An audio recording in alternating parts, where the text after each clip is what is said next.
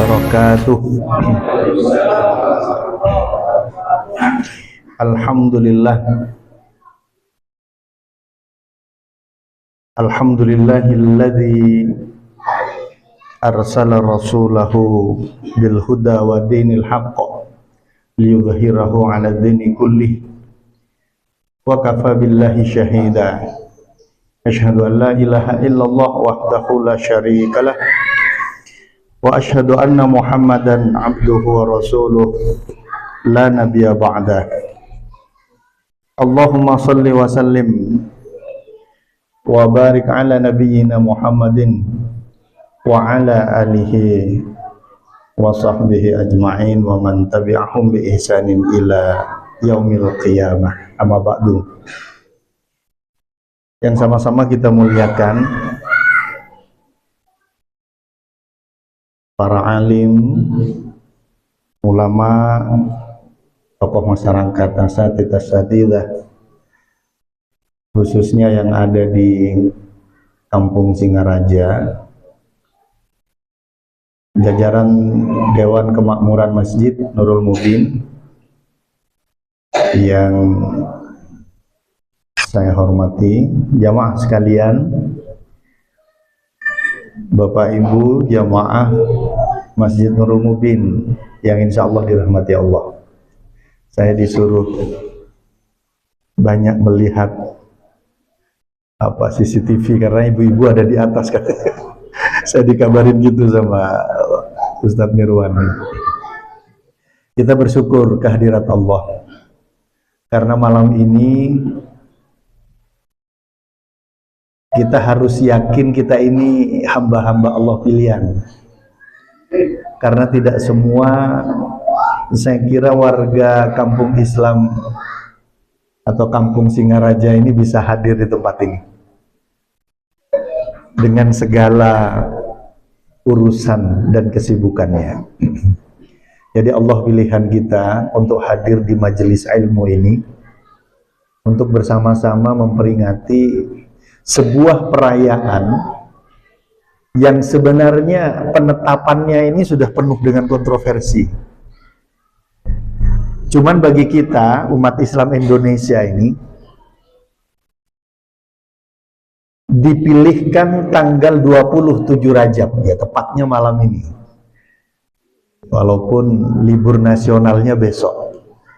Tapi karena umat Islam menggunakan penanggalan Komariah, maka pergantian hari itu pada saat ya terbenam, bukan jam 12 malam. Ini harus sering diingat-ingatkan kepada kita supaya kita ini juga merasa memiliki.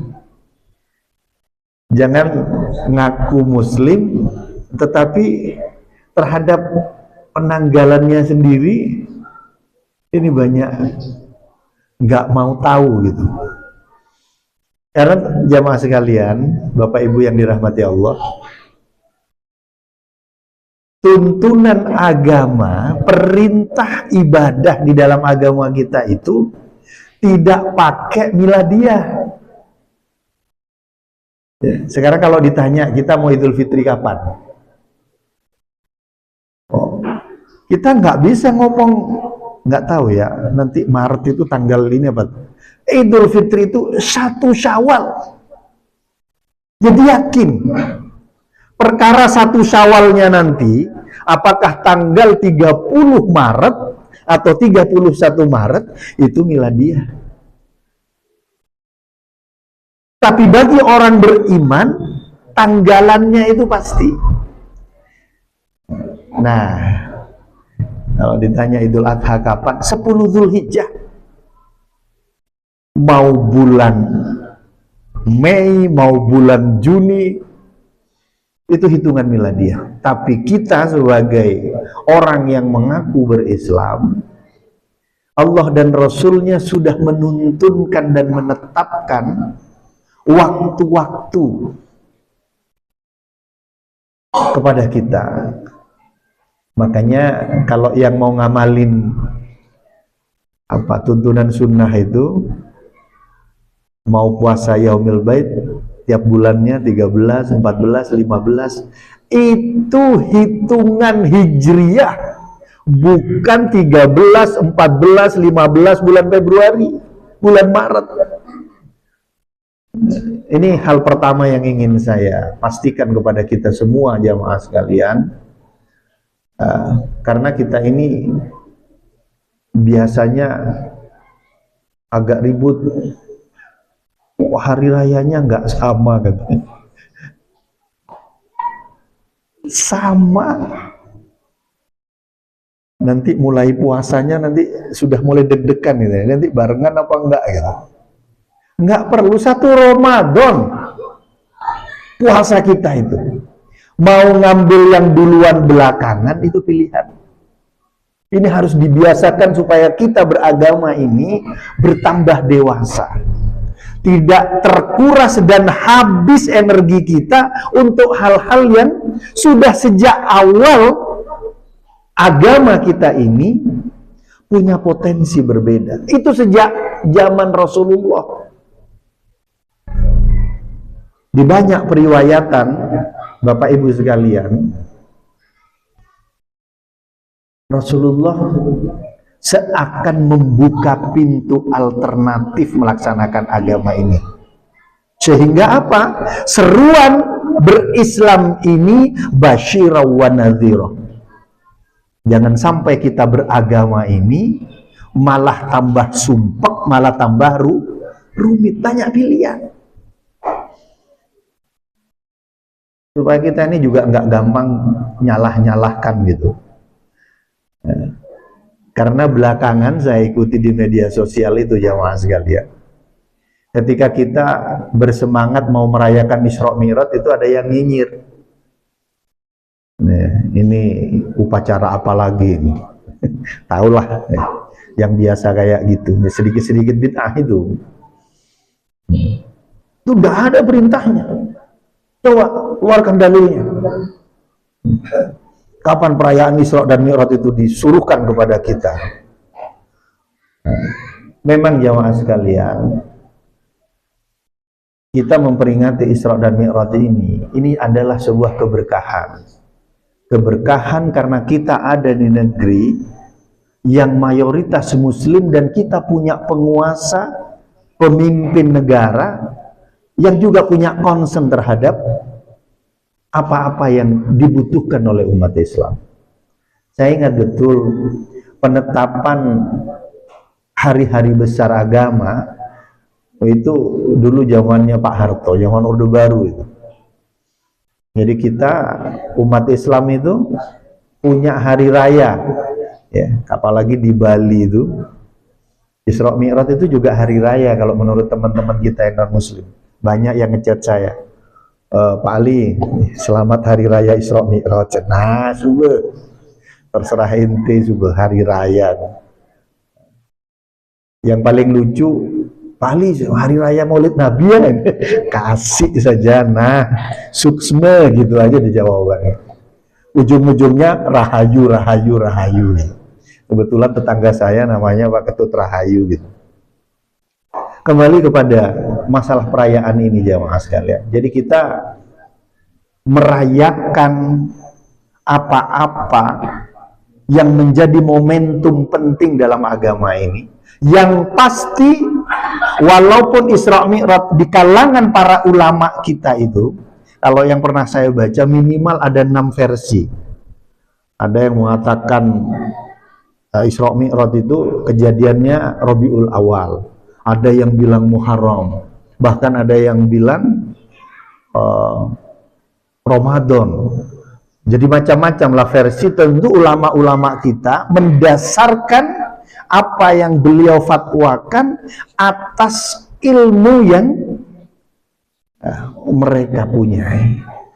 Karena beragama harus menggunakan dasar ilmu ini. Dan kita merayakan momentum-momentum hari besar Islam ini juga dalam rangka menambah ilmu yang kita punya. Jangan sampai kita beragama ini sudah setua, anggaplah kayak saya ini walaupun terus saja merasa muda ya, Apalagi kalau ngumpul sama Mas Nirwan itu, kok seperti muda terus, ternyata saya sudah hampir 60 tahun. Jangan sampai usia kita 60 tahun, gaya beragama kita itu masih milu-milu bawang. Nah, ini nanti coba akan kita angkat. Bahayanya beragama itu amun milu-milu bawang. Bahasa Inggrisnya itu rok-norok buntet. Ikut-ikutan. Kita harus memastikan amanu wa amilus sholihat. Itu jumhur ulama mengatakan antara iman dan amal soleh itu di tengah-tengahnya harus ada ilmu. Karena derajat kita akan diangkat, kata Al-Quran itu, yarfa'illahu alladhina amanu minkum walladhina utul ilma derajat. Jadi derajat kemuliaan kita sebagai hamba Allah itu akan terangkat kalau dasar kita hidup itu dituntun oleh iman, kemudian dikuatkan dengan ilmu. Maka muncullah amal soleh. Kalau kita punya iman tidak didasari ilmu, takutnya bukan amal soleh, tapi amal salah. Karena Al-Quran itu, ya mas sekalian, kenapa ini penting saya ungkap sebelum saya banyak bicara tentang sebenarnya ngapain kita berisra mi'raj seperti malam ini. Al-Quran itu kita pilihkan. Anggaplah yang kalau malam Jumat sering kita baca surah Al-Kahfi itu. Surah Al-Kahfi itu, di ujung-ujung surah itu, Allah menyampaikan, harusnya ini menjadi kekhawatiran kita. Qul hal nunabbi'ukum bil akhsarina a'mala alladzina dhalla sa'yuhum fil hayatid dunya wa hum yahsabuna annahum yuhsinuna sunnah. Allah itu mengatakan begini, tahu nggak orang yang paling rugi hidupnya?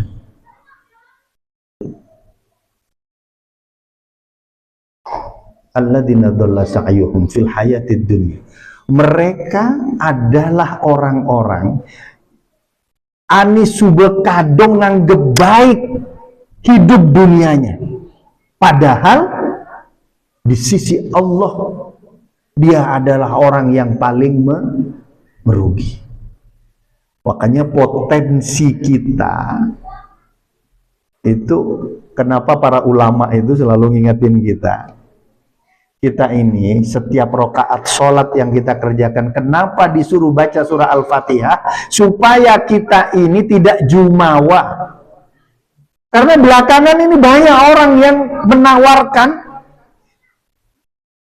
milu ana kalau inti ingin selamat. Karena kelompok ana ini yang paling benar. Ani len-len itu bejek ahlunar. Karena ia jek liunan dolalah. Hati-hati teman jamaah sekalian. Ini karena banyak tawaran-tawaran, apalagi kita sekarang kalau disuruh ngaji itu males. Karena apa? Tentu deh orang ini enakan ngaji di sini gitu. Walaupun ini sebagai alat untuk memudahkan kita belajar, jamaah sekalian, tapi kita masih tetap perlu pendamping. Guru itu tetap untuk apa? Untuk memberikan arah dan keyakinan. So, kalau kita hanya ngaji sama benda hitam ini, besubek kadong nganggep, ini waris zen gitu. Padahal yang diajarkan punya potensi untuk kabur.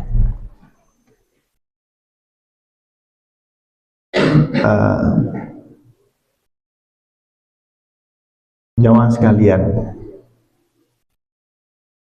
biar tidak kemana-mana, kalau ditanya pentingnya kita merayakan Isra Mi'raj itu sebenarnya ngingetin apa?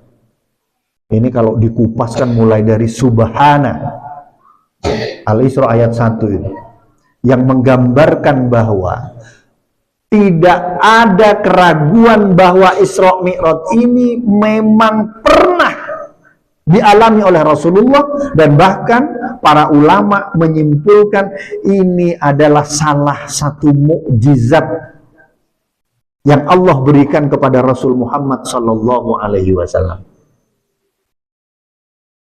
Karena di antara hamba Allah yang asra bi'abdihi lailan minal masjidil aqsa minal masjidil haram wa ilal masjidil aqsa, yang diperjalankan oleh Allah dari Masjidil Haram ke Masjidil Aqsa hanyalah Rasul Muhammad SAW. Tapi saya ingin mengulang apa yang beberapa Jumat yang lalu saya khutbahkan, karena ini pesan penting dari Isra Mi'raj yang kita rayakan malam ini. Mas Mirwan sudah ngingetin, saya suruh ngomong sampai jam berapa, Mas? Saya kalau disuruh sampai ngomong jam 12 insya Allah sanggup. Ini materinya sudah saya buat satu buku. Karena undangan Isra Mi'raj itu ke Seririt, kemudian di kampung gitu. Kalau saya suruh ngomong sampai jam 12 insya Allah sanggup. Ini materinya. Tetapi saya karena bilang, wis, namun kampung Singaraja dia megelo tante. Namun megelo nyanan bukan diingat katanya. Bisa-bisa nanti Ustadz dimusuhin. Dia betul tekan ngewin gitu. Wis mules banding. Ya Pak sekalian.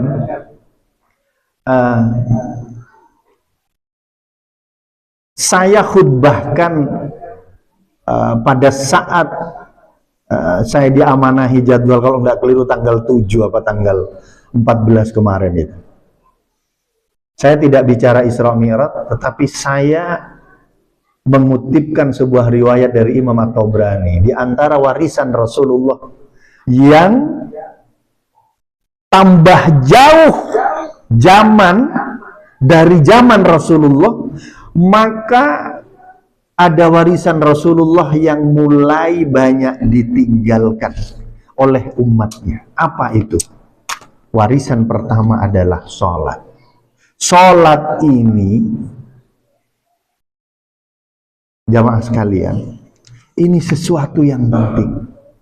Dalam khutbah itu saya katakan, kita ini diukur dari seberapa sholat kita.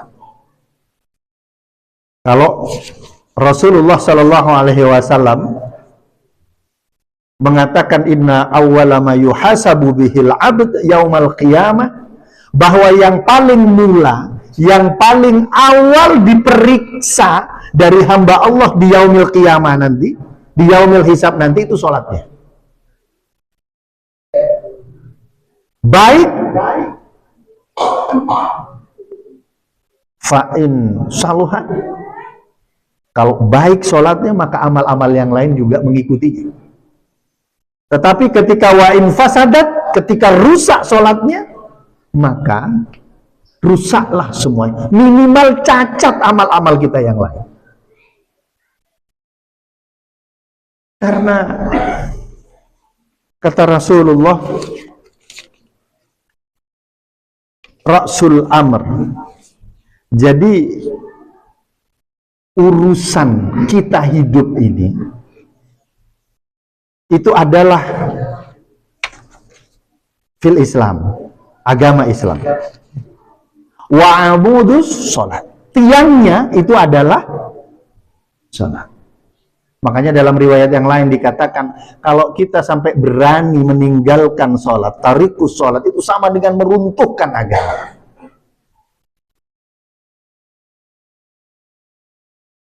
Lebih serem lagi, jamaah sekalian, ulama itu berkesimpulan, la dini limalla sholatalahu, tidak ada agama bagi mereka yang tidak mau sholat.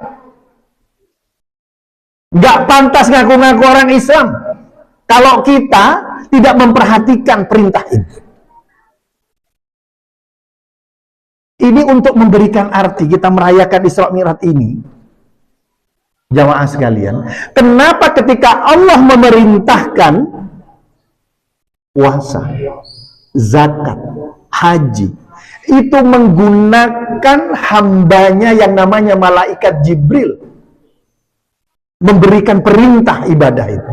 Tetapi sholat Rasul Muhammad Sallallahu Alaihi Wasallam diperjalankan dan harus bertemu langsung dengan Allah Subhanahu wa Ta'ala. Ini menggambarkan pentingnya jamaah sekalian. Saya perlu ingat-ingatkan kita, karena ada hasil survei yang bagi kita ini nih harus menjadi perhatian. Jangan-jangan kalau bukan kita, takutnya anak-anak kita yang kena penyakit ini. Ada survei yang dilakukan tahun 2019 di Indonesia ini, dari sekitar anggaplah hampir 200-an juta jiwa yang mengaku muslim, ternyata hanya 2% yang sholatnya utuh 5 waktu, nggak bolong-bolong, dan mereka mengerjakannya berjamaah di masjid.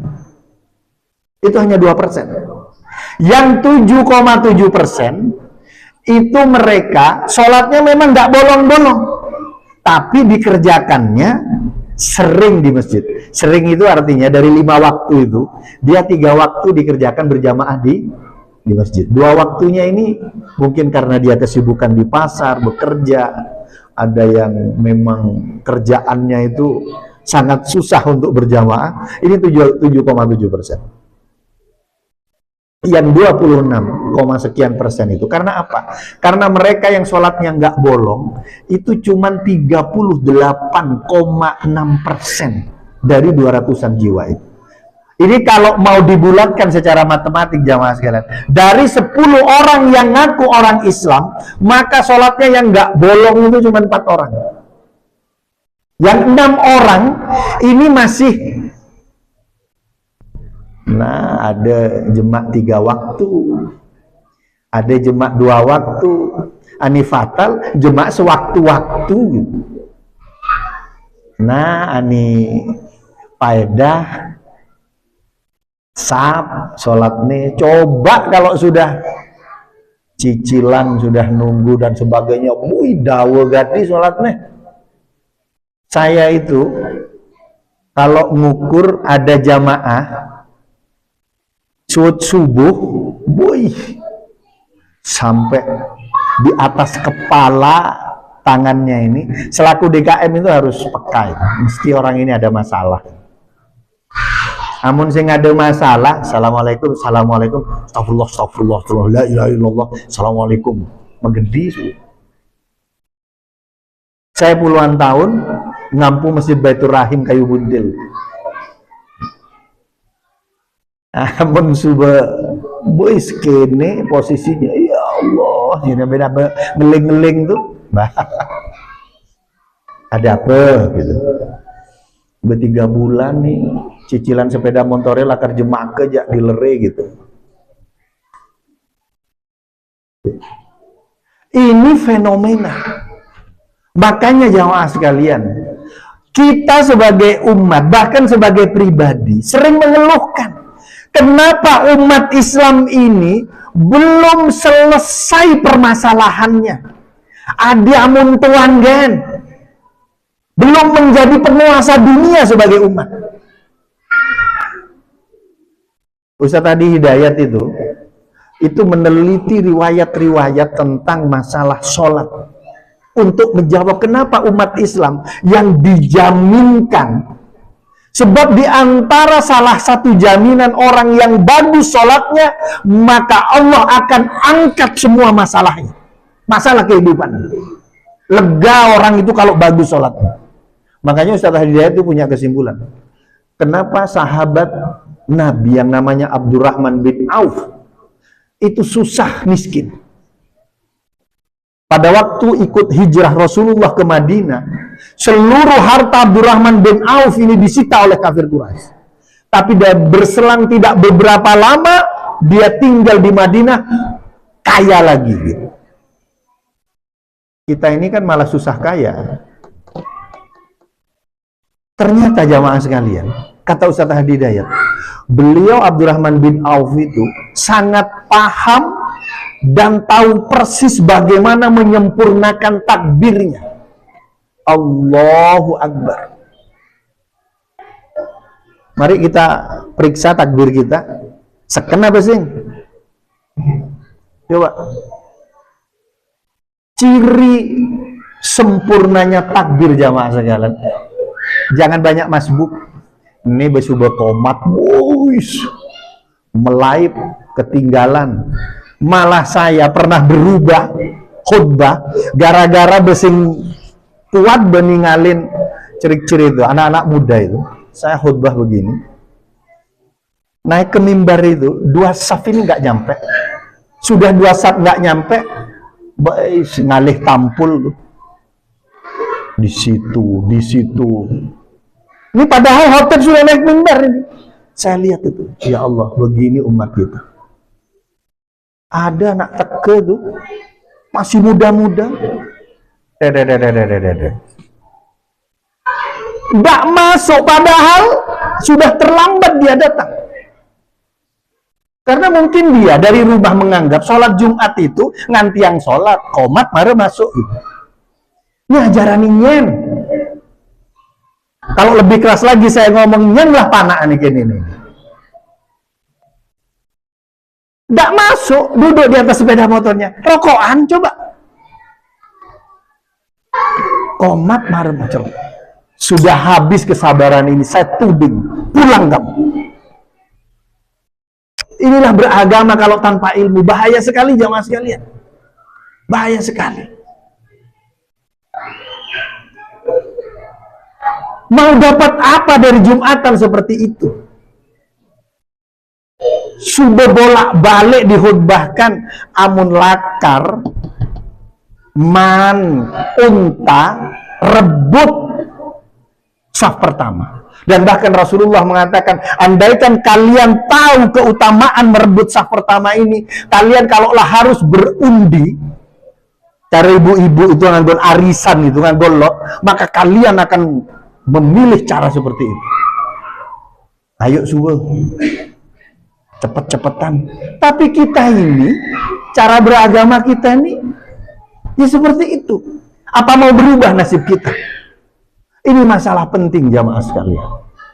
Kalau kita memperingati Isra dan Mi'raj seperti ini, maka kalau ini harus saya sudahi ceramah ini, maka satu pesan, mari kita perbaiki sholat kita. Kalau kita ingin mengubah nasib, minimal itu. Sudah, jangan ngomongin surga dulu, karena itu urusan Allah. Jangan merasa bahwa sholat kita paling sempurna, enggak. Mari kita perbaiki sholat kita dengan cara apa? Minimal al-a'mal ahabbu ilallah, afdalul a'mal. Semua merujuk pada as-sholatu awwalu waktiha. Kalau bisa jamaah sekalian, habis Isra Mi'raj ini, azan itu harus kita dahului. Kalau bisa sebelum adzan kita sudah, karena fadilah kita menjawab adzan itu jamaah luar biasa. Kalau kita selama ini adzan tinggalinnya malu, malah di kampung saya ya mas sekalian, antiange, karena kebetulan mic-nya ini dipakai loudspeaker, saya maklum di kampung ya Sembagus di situ Bondo, didengar dulu khotibnya nyen nih, assalamualaikum, ya Allah nih dawa nih antiang bemaluh gitu. Iqomah khutbah kedua mari ya teke gitu. Sampai begitu cara kita beragama, dan kita kemudian berharap mau ada perubahan dalam kehidupan kita. Mari kita mulai dari hal-hal yang sederhana. Dengan cara apa? Usahakan ke masjid lebih awal. Kalau bisa kita jangan masbuk kalau sudah kadung punya niat. Ana masalahnya kalau udzur syar'i itu nggak bisa diomongin, tapi kalau udzur syar'i itu tiap hari kan gitu. Kalau itu kan bukan udzur syar'i namanya, jejak biasa kan gitu. Saya kira itu. Mari kita tidak perlu panjangnya. Ini sampai di sini ya Mas Nirwan ya. Saya mau berdoa ya. Saya kira ini, saya ngelihat jamaah ini naik adrenalin saya ini. Kalau nggak diingetin tuh bener, jam 12 pokoknya saya habisin gitu. Karena ini kesempatan kita berbagi. Mari kita berdoa kepada Allah. Mudah-mudahan apa yang menjadi perintah Allah kita penuhi sesuai dengan apa yang menjadi keinginan Sang Maha Pencipta dan Al-Khaliq kita. Dan apa yang ditutunkan oleh Rasulullah, mari kita penuhi. Karena inilah yang akan menjadikan amal-amal kita menjadi amal soleh. Astagfirullah. Astaghfirullahaladzim. Astaghfirullahaladzim. Hamdan yuwafi ni'amahu wa yukafihu mazidah. Ya Rabbana lakal hamdu wa lakal syukru kama yanbaghi li jalalikal karimi wa 'azimi sultanik. Allahumma salli wa sallim wa barik ala nabiyyina Muhammadin wa ala alihi wa sahbihi ajma'in. Allahumma a'inna ala dzikrika wa syukrika wa husni ibadatik. Allahumma inna nas'aluka al-huda wat-tuqa wal-afafa wal-ghina. Allahumma inna nas'aluka ilman nafi'an wa rizqan tayyiban wa amalan mutaqabbalan. Rabbana awzi'na an nashkura ni'mataka allati an'amta 'alaina wa 'ala walidayna wa an na'mala salihan tardah wa adhilna bi rahmatika fi 'ibadika shalihin. Rabbana ighfir lana wa li ikhwanina alladhina sabaquna bil iman. Wala taj'al fi qulubina ghillan lil ladzina amanu rabbana innaka ra'ufur rahim. Rabbana atina min ladunka rahmatan wa hayyi' lana min amrina rasyada. Rabbana atina fid dunya hasanah wa fil akhirati hasanah wa qina adzabannar. Subhana rabbika rabbil izzati amma yasifun wa salamun alal mursalin walhamdulillahi rabbil alamin. Jamaah sekalian, mohon maaf kalau aksinya tadi ada yang berlebihan. Itu asli Ali Susanto. Kalau ada sesuatu yang baik, mari kita camkan dan kita amalkan. Mudah-mudahan Allah beri petunjuk. Nasrul minallah fatum qarib wa basyirul mu'minin. Assalamualaikum warahmatullahi wabarakatuh.